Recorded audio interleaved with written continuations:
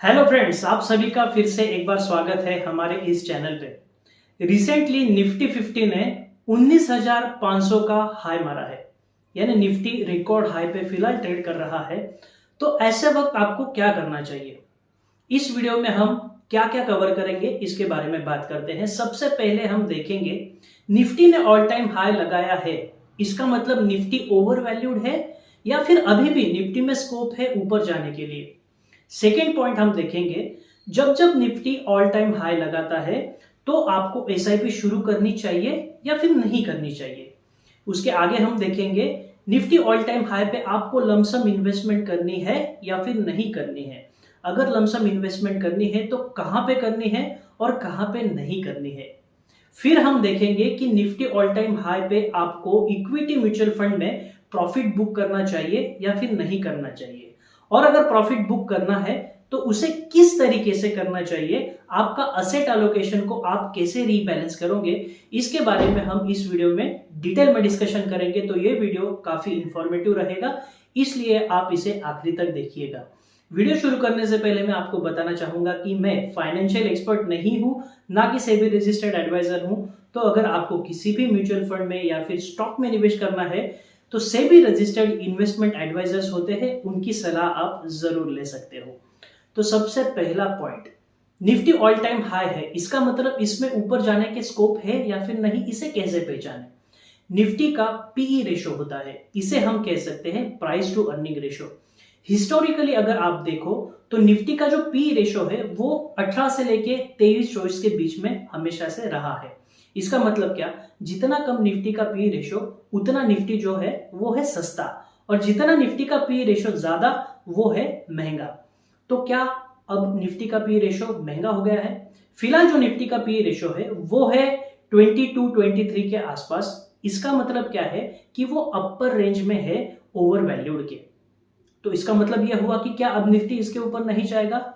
नहीं, हम ऐसा नहीं कह सकते, क्योंकि हिस्टोरिकली देखा गया है कि निफ्टी ने 30-32 के पी पे भी ट्रेड किया है, और उसने एट द सेम टाइम 16-17 या फिर 15 के लेवल पे भी ट्रेड किया हुआ है। इसका मतलब क्या कि निफ्टी ऊपर जा भी सकता है और नहीं भी जा सकता, नीचे भी आ सकता है, साइड वाइज भी रह सकता है।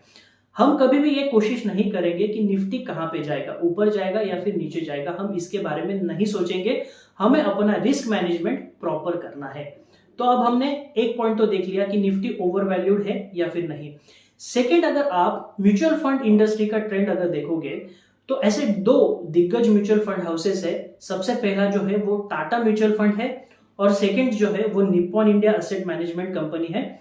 इन्होंने फिलहाल क्या किया है कि अपने जो स्मॉल कैप म्यूचुअल फंड की कैटेगरी है उसमें लमसम इन्वेस्टमेंट को स्टॉप कर दिया है। इसका मतलब क्या कि ये जो फंड मैनेजर्स है, जो एक्सपर्ट है उस फील्ड में अपने, तो उन्हें भी ये लग रहा है कि फिलहाल मार्केट में उतनी अपॉर्चुनिटीज नहीं है इन्वेस्टमेंट के लिए जितनी अपॉर्चुनिटीज 3-4 या 5 साल पहले इजीली अवेलेबल हुआ करती थी। तो ये भी एक इंडिकेशन है कि जो मार्केट है वो स्लाइटली ओवर वैल्यूड होने की तरफ है। तो अब हमने तो देख लिया कि आपका मार्केट ओवर वैल्यूड है या फिर नहीं। अब आपके जहन में एक सवाल आ रहा होगा कि ऐसे वक्त में क्या मैं एसआईपी शुरू करूं या फिर मार्केट फॉल की राह देखूं और उसके बाद में एसआईपी शुरू करूं। तो इसका भी एक काफी इंटरेस्टिंग केस स्टडी है। मैं रिसेंटली एक आर्टिकल पढ़ रहा था, उस आर्टिकल में उन्होंने काफी डिटेल में डिस्कशन किया था कि अगर हम मार्केट ऑल टाइम हाई पे जाता है, वहां से अगर एसआईपी शुरू करते हैं for the period of 5 years 10 years, तो उसके रिटर्न्स कितने हो सकते हैं। और एट द सेम टाइम उन्होंने ये भी डिस्कशन किया है कि अगर मार्केट ऑल टाइम लो है, वहां से अगर हम एसआईपी शुरू करते हैं for the period of 5 to 10 years, तो निफ्टी के एवरेज रिटर्न्स कितने हो सकते हैं। तो ये जो स्टडी था, इसका जो कंक्लूजन आया, जब आप मार्केट ऑल टाइम हाई पे एसआईपी शुरू करोगे तो 5-10 साल के लिए आपको ऑन एन एवरेज निफ्टी में 11.5 से 12% के रिटर्न्स आसानी से मिल जाएंगे। और अगर आप मार्केट लो पे हैं और वहां से एसआईपी शुरू करते हो, तभी भी 5 से 10 साल में आपको सिमिलर 11 से 12% के ही रिटर्न्स जनरेट होंगे।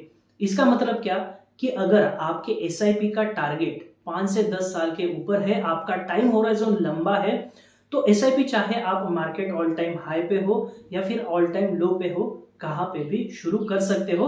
तो अगर आपने एसआईपी शुरू करने की सोची है तो ज्यादा देर मत लगाइएगा, एसआईपी स्ट्रेट अवे शुरू कर दीजिएगा। सेकेंड पॉइंट हम देखेंगे कि क्या इस वक्त आपको लमसम इन्वेस्ट करना चाहिए या फिर नहीं। जैसे हमने डिस्कस किया कि म्यूचुअल फंड हाउसेस जो कि स्मॉल कैप फंड में निवेश करते हैं, उन्होंने भी अपनी जो लमसम इन्वेस्टमेंट है उसे रोक दिया है। इसका मतलब क्या कि वो इन्वेस्टर्स को एनकरेज कर रहे हैं कि आप लमसम इन्वेस्ट ना करें, आपकी जो एसआईपी है उसे शुरू रखिए, लमसम इन्वेस्ट करने की कोई जरूरत नहीं है। और सिमिलरली हमें भी इन एक्सपर्ट से कुछ सीखना चाहिए और ये कंसिडर करना चाहिए कि ये लमसम करने का सही वक्त नहीं है। आपको अगर लमसम करना है तो आप क्या कर सकते हो, आपके पास मान लो कि कुछ अमाउंट है 1 लाख 2 लाख का, उसे लीजिए, लिक्विड फंड में डालिए या फिर अल्ट्रा शॉर्ट टर्म फंड में डालिए। ये जो डेट इंस्ट्रूमेंट्स होते हैं यहाँ पे आपको कंसिस्टेंट बेसिस पे रिटर्न्स मिलते हैं और ये जो रिटर्न्स होते हैं वो काफी रिस्की नहीं होते, काफी सेफ होते हैं as compare to equity asset class. तो आप जैसे ही लमसम आपका पैसा इन म्यूचुअल फंड्स में डालोगे और वहां से आपको शुरू करनी है एसटीपी यानी सिस्टमैटिक ट्रांसफर प्लान।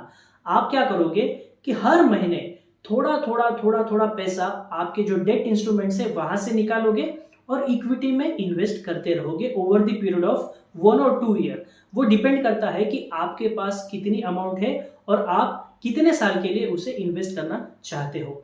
तो इसमें 2 एडवांटेजेस होते हैं। सबसे पहला एडवांटेज होगा कि आप किश्तों में इन्वेस्ट करोगे इक्विटी फंड में, सो दैट आपका रूपी कॉस्ट एवरेजिंग हो जाएगा और उसका आने वाले दिनों में आपको काफी ज्यादा बेनिफिट होगा। सेकेंड आपको जो एडवांटेज होगा कि शॉर्ट ड्यूरेशन फंड में आपको इंटरेस्ट रेट ज्यादा मिलेगा as compare to savings account. Savings account में अगर आपने पैसा रख दिया तो वहां पे आपको मिलेगा 3-3.25% की इंटरेस्ट रेट मिलेगा, लेकिन वही अगर आपने शॉर्ट ड्यूरेशन फंड में या फिर लिक्विड फंड में डाला तो वहां पे आपको 6.5 से 7% के रिटर्न्स मिलेंगे। यानी यहाँ पे भी आपको अच्छे रिटर्न्स मिलेंगे और सिस्टमैटिक ट्रांसफर प्लान के द्वारा आपको रूपी कॉस्ट एवरेजिंग का भी एडवांटेज जरूर मिलेगा। तो ये हो गया सेकेंड पॉइंट। थर्ड पॉइंट के बारे में हम डिस्कशन करेंगे कि अगर मार्केट ऑल टाइम हाई है तो आपको प्रॉफिट बुक करना चाहिए या फिर नहीं करना चाहिए। अब इस सवाल का जो जवाब है ना, आपके फाइनेंशियल गोल के ऊपर काफी डिपेंड करता है। मान ले कि आपका जो फाइनेंशियल गोल है वो काफी नजदीक है, यानी आपको अगले 1.5-2 साल में पैसों की जरूरत है किसी एक स्पेसिफिक फाइनेंशियल गोल के लिए, और उस गोल को अचीव करने के लिए अगर आपने इक्विटी म्यूचुअल फंड में निवेश किया है तो यह सही वक्त है कि आप अपना प्रॉफिट थोड़ा बुक कर लीजिए और वो जो प्रॉफिट आप बुक करोगे ना उसे किसी असेट क्लास में डालिए जहां पे आपको कंसिस्टेंट बेसिस पे फिक्स्ड रिटर्न मिले, जैसे कि एफडी हो गई या फिर लिक्विड फंड हो गए या फिर अल्ट्रा शॉर्ट ड्यूरेशन फंड हो गए। क्योंकि क्या है कि जब आपका फाइनेंशियल गोल काफी पास में आ जाता है तो इसकी कोई गारंटी नहीं कि अगले 1.5 साल के बाद में भी मार्केट हाई पे रहे। वहां पे मार्केट गिर भी सकता है या फिर ऊपर भी जा सकता है, हम इसे प्रेडिक्ट नहीं कर सकते। तो ये एक पॉइंट हो गया। सेकेंड पॉइंट, अगर आपका फाइनेंशियल गोल है 7-8 साल का तो आपको प्रॉफिट बुक करने की कोई भी जरूरत नहीं है। आपकी जो इन्वेस्टमेंट है उसे कंटिन्यू कीजिए, अगले 7-8 साल में तो आपको अच्छे रिटर्न्स जरूर मिल सकते हैं। इसके आगे का जो हमारा पॉइंट है कि असेट एलोकेशन में हम कैसे रिबैलेंसिंग करें। देखिए, असेट एलोकेशन हर आदमी ने अपने रिस्क प्रोफाइल को कैलकुलेट करके करना चाहिए। मान लेते हैं कि आप एग्रेसिव किस्म के इन्वेस्टर हो तो आप क्या कर सकते हो, आपका इक्विटी का जो एक्सपोजर है उसे 60% रख सकते हो और डेट एक्सपोजर को आप 40% रख सकते हो। और जब भी आपका ये जो सेट असेट एलोकेशन है ये 10% से वैरी होता है तो आपको रिबैलेंसिंग करना काफी जरूरी है। मान लेते हैं कि आपने 1.5 साल पहले अपना एसेट एलोकेशन किया था 60% इक्विटी 40% डेट, और आज निफ्टी 50 हाई लगा रहा है। इसके वजह से क्या होगा कि आपका जो इक्विटी एलोकेशन है वो शायद 70% हो गया होगा और डेट एलोकेशन है वो 40 से कम आके प्रोपोर्शनेटली 30% हो गया होगा। तो ऐसे वक्त आपका जो एसेट एलोकेशन है ये 10% से ज्यादा चेंज हो चुका है। तो आप क्या कर सकते हो, 2 चीजों से आप उसे रिबैलेंस कर सकते हो। सबसे पहली जो मेथड है, आप क्या करोगे कि आपका जो इक्विटी पोर्शन है वहां पे प्रॉफिट बुक कीजिए और वो प्रॉफिट जो आप लोगे उसे डेट में डाल दीजिए, सो दैट आपका इक्विटी का 60% आ जाए और डेट का 40% आ जाए और आप अपने टारगेटेड असेट एलोकेशन के ऊपर फिर से आ जाए। ये तो एक मेथड हो गया।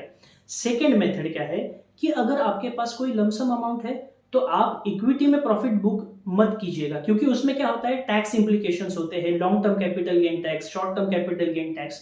अगर आप उस झमेले में नहीं पड़ना चाहते हो तो आपके पास जो लमसम अमाउंट आया है उसे क्या कीजिए, डेट म्यूचुअल फंड में डालिए। जैसे ही आप उसे डेट म्यूचुअल फंड में डालोगे तो आपका डेट म्यूचुअल फंड का जो एलोकेशन है वो 30 से 40 हो जाएगा और सिमिलरली प्रोपोर्शनेटली आपका जो इक्विटी एलोकेशन है वो 70 से 60% हो जाएगा। तो आपका असेट एलोकेशन क्या है ये आपने खुद डिसाइड करना है और उसे ये दो मेथड से आप जरूर रिबैलेंस कर सकते हो। तो I hope market all time high है तो आपको किस तरीके से इसमें इन्वेस्ट करना चाहिए इसके बारे में आपको डिटेल में इस वीडियो में जानकारी मिली होगी।